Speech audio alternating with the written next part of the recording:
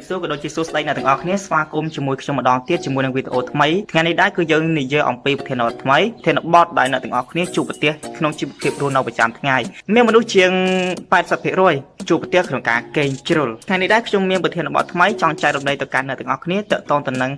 thà ta dân của tự đo sai từng lọp ác cọ bao dân đời một đấy là mấy ỏi bệnh chia nó phải hạp xem đại dân tại để chụp một tiếtของการเก่งจริงถ้าtrong mình tha kê tế nên là nó comment tại chụp một tiết nó phải hạp nàyខ្ញុំធ្លាប់កេងជ្រុល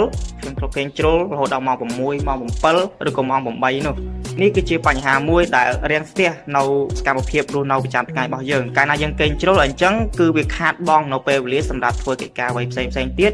បាទបន្ទាប់ពីពេលព្រឹកពេលថ្ងៃនិងពេលល្ងាចរហូតដល់ពេលយប់អញ្ចឹង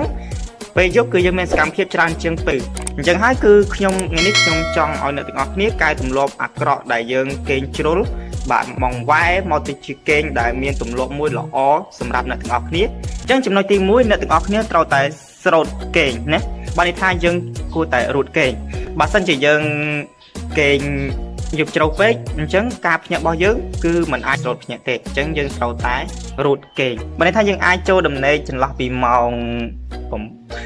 ម៉ោង9ឬក៏ម៉ោង9កន្លះកុំដល់យប់ជ្រៅរហូតដល់ម៉ោង11ពេកអញ្ចឹងវាអាចប៉ះពាល់ដល់សុខភាពរបស់យើងខ្លះមែនតើអ្នកនរគ្នាអាចកេងចន្លោះពី7ទៅ8ម៉ោងកាលណាយើងកេងចាប់ពី7ទៅ8ម៉ោងឡើងទៅវាធ្វើឲ្យបាទខួរក្បាលរបស់យើងនឹងចាប់ផ្ដើមវិវត្តខួរក្បាលរបស់យើងចាប់ផ្ដើមដំណើរការបានល្អបាទមានកម្លាំងគ្រប់គ្រាន់ហើយនឹងការគិតរបស់យើងក៏រហ័ស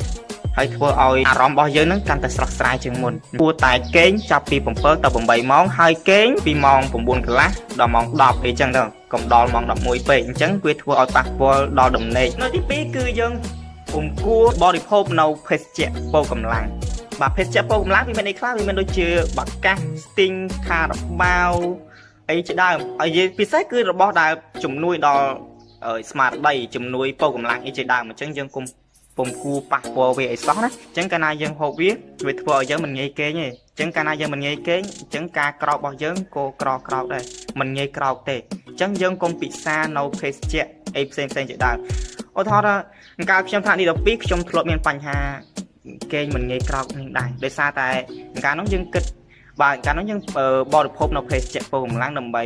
មានកម្លាំងទៅយើងអាចដោះស្រាយបញ្ហានេះបានច្រើនអញ្ចឹងទៅគណិតគីមីរូបអីចឹងទៅយើងអាចដោះស្រាយច្រើនអញ្ចឹងការកេងរបស់យើងក៏មិនងាយក្រោកដែរទាំងអស់គ្នាគួរតែកុំពិសានៅភេសជ្ជៈពោកម្លាំងឲ្យសោះបាកាសខារបាវស្ទីងអីហ្នឹងយើងគួរតែកុំប៉ះពាល់វាឲ្យសោះព្រោះថាវាអាចប៉ះពាល់ដល់ដំណេកយើងខ្លាំងមែនតើចំណុចទី3នោះយើងគួរតែកុំលេងទូរស័ព្ទច្រើននៅពេលដែលយើងជិតគេងយើងលេងទូរស័ព្ទទៅវាធ្វើឲ្យយើងនឹងផ្ដោតអារម្មណ៍តែលើអេក្រង់ទូរស័ព្ទឬក៏ iPad computer របស់យើងហ្នឹងកាលណាយើងផ្ដោតអារម្មណ៍វាធ្វើឲ្យខួរក្បាលរបស់យើងហ្នឹងគឺចាប់តែយកអាពន្លឺដែលចេញពីអេក្រង់ទូរស័ព្ទនិង computer ទេអញ្ចឹងនៅពេលដែលយើងគេងគឺខួរក្បាលរបស់យើងគឺគិតតែរឿងហ្នឹងអញ្ចឹងយើងមិនងាយគេងលក់ហើយយើងគឺក្រោកយឺតដូចគ្នាអញ្ចឹងយើងបាទពុំគួរលេងទូរស័ព្ទឬក៏គ្រឿងអេឡិចត្រូនិកគ្រឿងដែលមានពន្លឺជះមកលើភ្នែកយើងខ្លាំងនៅពេលយប់អញ្ចឹងយើងបាទកាត់បន្ថយទៅអញ្ចឹងយើងអាចបិទម៉ោង8ឬក៏8កន្លះហើយយើងគួរតែអានសៀវភៅមុនពេលចូលគេងណាអញ្ចឹងទម្លាប់ល្អគឺយើងគួរតែអានសៀវភៅមុនពេលចូលគេងទី4គឺយើងកុំផឹកទឹកច្រើននៅពេលយប់យើងហូបទឹកនៅពេលយប់ច្រើនបាទកាលណាយើងហូបទឹកនៅពេលយប់ច្រើនគឺធ្វើឲ្យន័យថាឡើងបាត់ជើងញឹកកាលណាយើងឡើងបាត់ជើងញឹកអញ្ចឹងគឺវាប៉ះពាល់ដល់ដំណេករបស់យើងវាធ្វើឲ្យយើងនឹងបាទគេងមិនសូវបាទគេមិនសូវលក់អញ្ចឹងអាចកាលណាយើងគេមិនសូវលក់វាអាចជះឥទ្ធិពលរបស់យើងហ្នឹងមកលក់នៅពេលដែលយើងចិត្តភ្លឺនឹងវិញអញ្ចឹងកាលណាយើងលើកចិត្តភ្លឺវាប៉ះពាល់ដល់យើងគេងយឺតនឹងឯងអញ្ចឹងយើងពុំគួរផឹកទឹកច្រើននៅពេលយប់យើងអ្នកទាំងអស់គ្នាបានដឹងពីទម្លាប់ទាំង4របស់ខ្ញុំឬដូចជាបទពិសោធន៍ដែលខ្ញុំធ្លាប់ចែករំលែកដល់អ្នកទាំងអស់គ្នាសង្ឃឹមថាអ្នកទាំងអស់គ្នាចូលចិត្តហើយយកអនុវត្តទៅតាមអ្វីដែលអ្នកទាំងអស់គ្នាអាចធ្វើទៅបានអញ្ចឹងណាអានេះគឺយើងអាចកាត់បន្ថយវាតិចយើងមិនបាទផ្ដាច់វាទាំងដល់ទេការគេងហ្នឹងទម្លាប់និយាយទៅទម្លាប់ដូចជាយើងញៀនអីចឹងមួយជាដើមចឹងដូចយើងញៀនបារីចឹងទៅយើងមិនអាចផ្ដាច់ភ្លាមមិនបានទេយើងគួរតែផ្ដាច់វាបន្តិចម្ដងឲ្យវាដាច់ខ្លួនឯងណានិយាយទៅទម្លាប់គឺធ្វើឲ្យវាដាច់ខ្លួនឯងយើងមិនមែនផ្ដាច់វាដាច់អហង្ការទេវាស្អិតណាស់អាទម្លាប់ហ្នឹង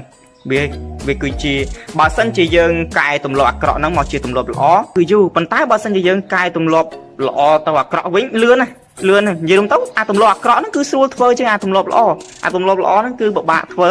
ប៉ុន្តែបើសិនជាយើងកែអាទម្លាប់ល្អហ្នឹងបាន